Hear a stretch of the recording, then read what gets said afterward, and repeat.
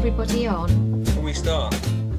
Today I want to introduce to you two techniques, team chairing and passing, that you can use straight away in your video meetings that will really help the conversation flow and make your meetings much more fun, much more engaging and much more productive. Very often in video meetings, it's difficult to get the conversation to flow. People don't know when to speak, they don't want to interrupt, and meetings can be quite slow, quite staccato, a little bit like this. It's great to see. It's brilliant. One person Did you watch Lady Gaga? Why don't just one of you speak? One of you speak. Yeah. But you know, things don't have to be like that. There is a much better way to run your video meetings where you can have a really free flow of conversation. So how do you do that? I want you to imagine a much different way to have a meeting where the conversation is really flowing and being passed from one to another. A little bit like you would do if you were in a sports team and you were passing the ball in football, basketball, volleyball, hockey, any of those sports. You see frequent and fluid passing from one team member to another. So how do we make that happen in video meetings where only one person can speak at once and it's really difficult to interrupt? Well, we've created an approach where there are 3 things you can do, and if you put them together, your meetings and your conversations will flow so much better. The first thing is to take a team responsibility for the conversation flowing and for the meeting running well. Just imagine if you were in a sports team. How would you make your team work well? Well, firstly, you'd all show up and you'd all be attentive and you'd all participate for the whole game.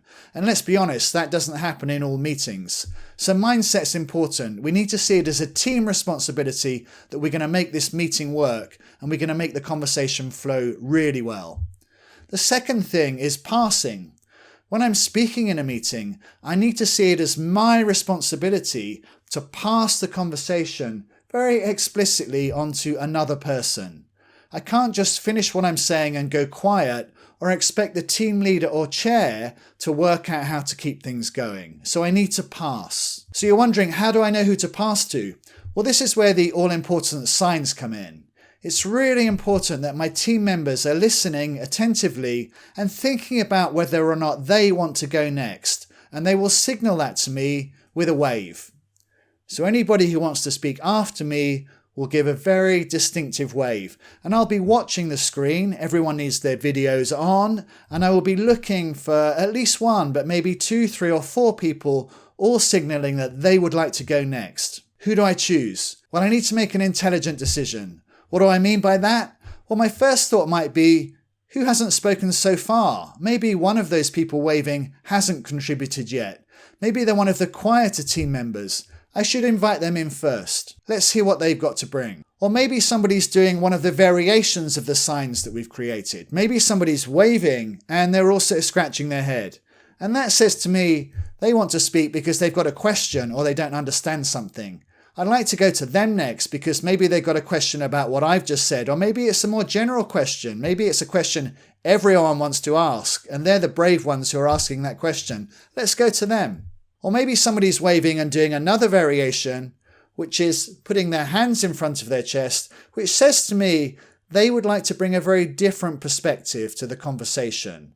Maybe they'd like to move us into a different area. Maybe they'd like to bring a challenge to our way of thinking that we've had so far. Maybe they've got some new data. So let's invite them in. The key thing though is that I make a choice, that I have people in my team who want to receive the conversation, and I very explicitly make a decision and I pass to them so they can carry on. And when they've finished, they in turn will pass to somebody else. And we'll have a freely flowing conversation, much like we would expect a good sports team to have in terms of their passing movements. Okay, so what if my team leader or meeting chair is waving? Do I pass to them? Well, the first thing I would say if you are a team leader watching this is that if you've kicked off a discussion in your meeting at a certain point in the agenda, it's probably best if you don't speak too soon. Maybe let the team have a go to have a debate. Maybe let the debate run. At some point you'll want to contribute, but not too early. But maybe you will because you want to do a couple of things. It might be that you want to give the team an idea of how much more time we've got left on this item. Although there are other ways you can do that when you get more sophisticated with the signs in terms of a timeout sign. or another sign to say that we're moving outside the frame of the conversation. Another reason you might want to contribute is because you want to involve someone who hasn't waved at all, maybe a quieter team member who you know needs your encouragement to bring them in. Okay, so not too complex really, just 3 important things. It's the mindset of the team, it's everybody taking responsibility for passing, and it's everybody using the signs. But don't forget, this is a new way of working, and it does involve signs, it involves movement, it involves being attentive. You're not going to get this completely right first time. You do need to practice this as a team. You all need to commit and practice, again, much as you would do if you were a sports team trying out something new.